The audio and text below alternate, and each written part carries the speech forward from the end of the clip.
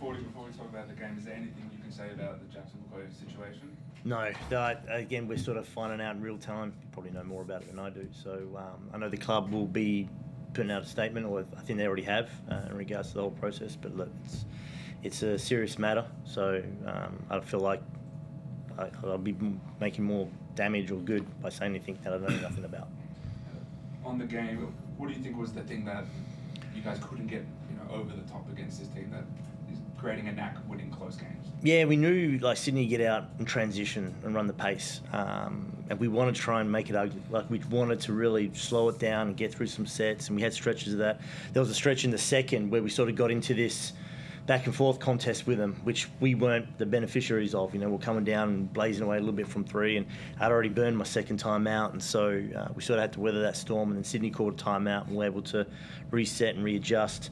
That offensive rebound off the foul shot at the end is the second time that's happened, and I could just see the looks on everybody's faces, and it's that, again. But look, I love the guys, their resilience to stay with it. That's a hell of a team, a hell of a venue on a Sunday, great atmosphere, great crowd, good team.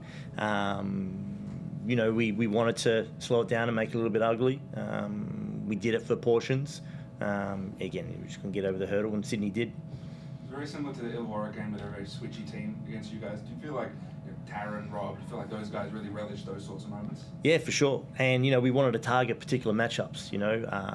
I think some guys had some really good games, but you can sort of see in the plus minus who we wanted to get after in some instances.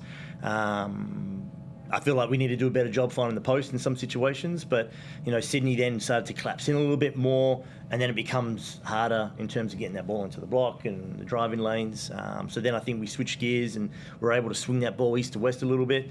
The 3-point shot, looks good when it's off the back of ball movement, and we started to get that, and there was shifting of gears, but obviously we still got to do a better job because we walk out here with a loss. There'd be a lot of people who'd say that during that losing streak that you guys either forgot how to win or forgot how not to lose. How important was it sticking to the process, and do you see the returns of that Illawarra tonight and hopefully going forward? Yeah, and I said this with the media up in Cairns as well. They asked how the week was, and I said no different. The boys have been uber professional, and I know we've got a lot of dudes that are still finding their ways in their career. I think our Tanner's 25 and P's just turned 26, I think, and they're this is P's first international contract and Tanner's second year as a pro, and so it's important that you don't want to get caught up in the losses. You want to be caught up in the process and sticking to it day to day, and the man next to me as well has done a great job. So it's the Illawarra was, and there were similar demons in the Illawarra game. We had dudes fouling out and shots that didn't drop that should have dropped. The boys, this is a learning experience for everybody. You don't want to walk away from this season and learn nothing from it. We're going to get some real good mental catalysts from it that we want to use moving forward.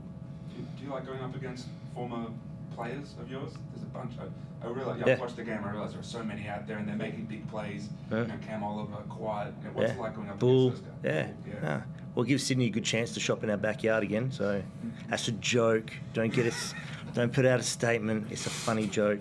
But yeah, no, I feel like I've been around long enough too, even as an assistant, that every week I'm sort of running into somebody that I've had some type of connection with, and it's cool. It's a small league, it's a small community, coaches, players alike.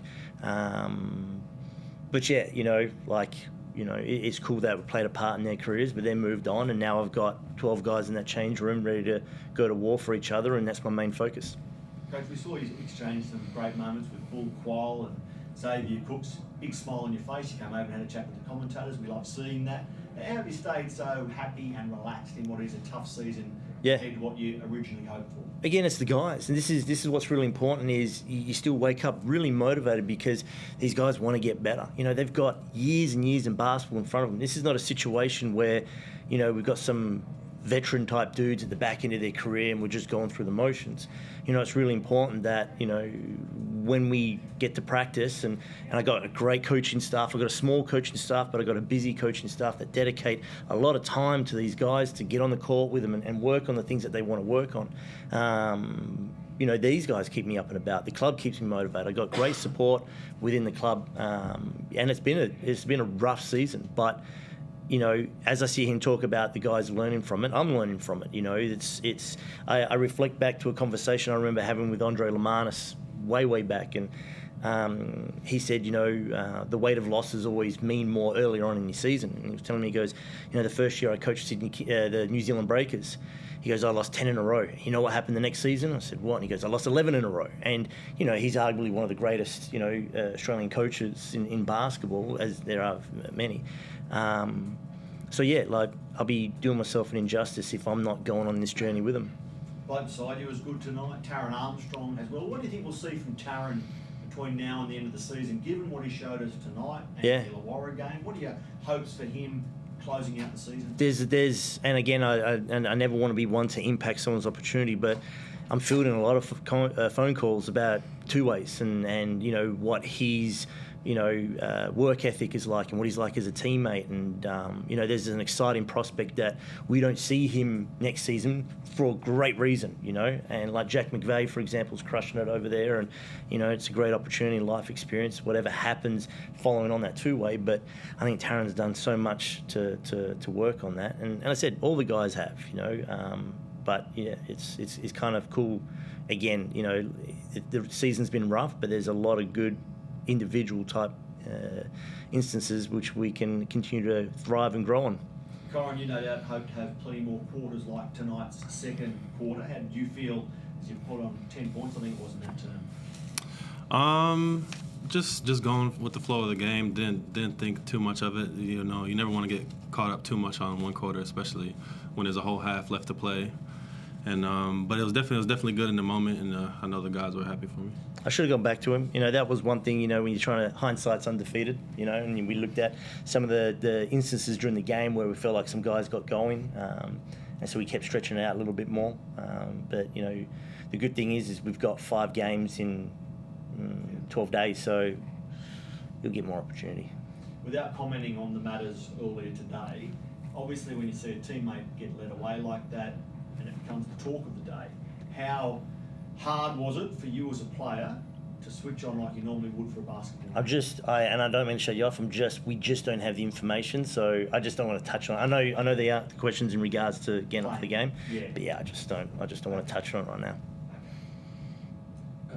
Forde, you spoke about Taron. Obviously, the body and the shooting were two things that I think a lot of people wanted to see more of.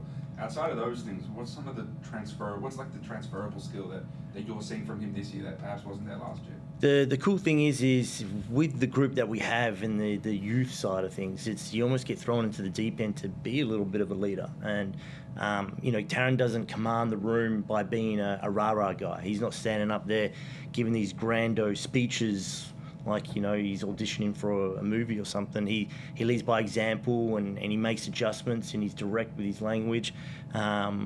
When he speaks, the guys have his full attention.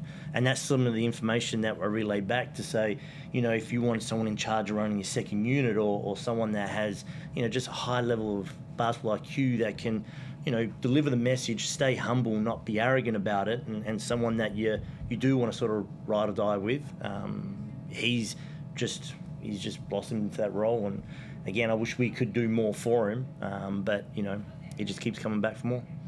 Kyrin, what does it do to the playing group when you go and beat Illawarra, and then you come here and you take it down to the wire? What does it do to the confidence of the entire group? It definitely helps, but I think our confidence never dropped. Obviously, it's in the back of your mind when you're on whatever the losing streak was, but I think that we know we were in those games, and we had a lot of chances to win a lot of those games that we did end up losing. And I think that like Coach said, everybody comes in with the same mentality and work ethic, no matter what our record was. And I think it's showing how we're improving. You're going to spoil someone's season on the run home.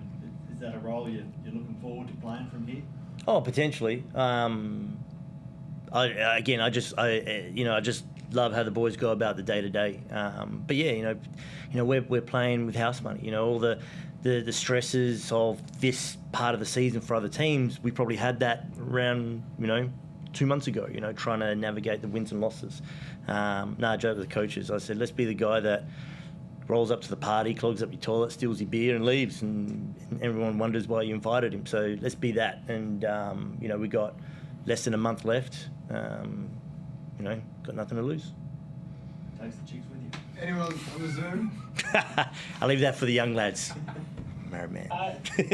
Just quickly, Forde, during a losing streak, you talked a few times how you wanted the team to play with more freedom and to enjoy themselves and to just take that weight off their shoulders. And then New Year's Eve, it felt like everything sort of fell in a hole. And now you've been able to bounce back and play 2 really good games. I get the feeling that after New Year's Eve, you might have been dreading the last 5 or 6 weeks, and now a week later, you must be really looking forward to the last month.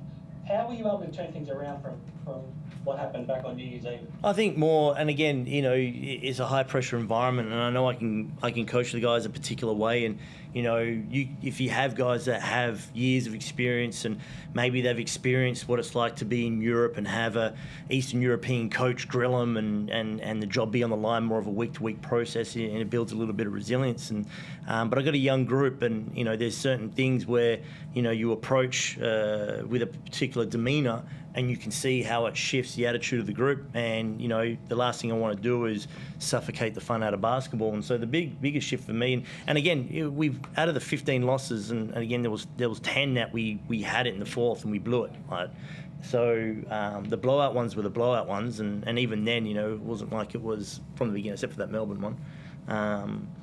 But no, it was more so just to reconnect with the boys more on a fun level and remind them what they picked up a basketball for at the start, and use that to motivate them, because again, we do long days, they crush it in the gym, they take care of their bodies in recovery, they do all the right things. Sometimes if you're more results driven, that burden can weigh on you. So the last thing I want to do is just keep kicking them when they're down.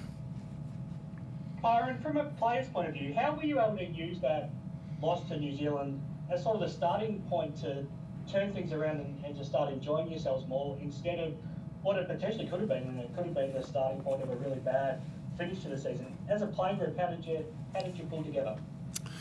Our coach always says, win or lose, we're gonna approach it the same the next day. So I think even the losses before that, no matter what happened in the game, we were coming in the next day and just analyzing the film and figuring out how we can get better as a team and get more towards where we are now. That's all from me. Thanks, guys. Beautiful. You good? Thank you. Tuesday. Thanks, guys. Appreciate it. Thanks, Ron. Well done.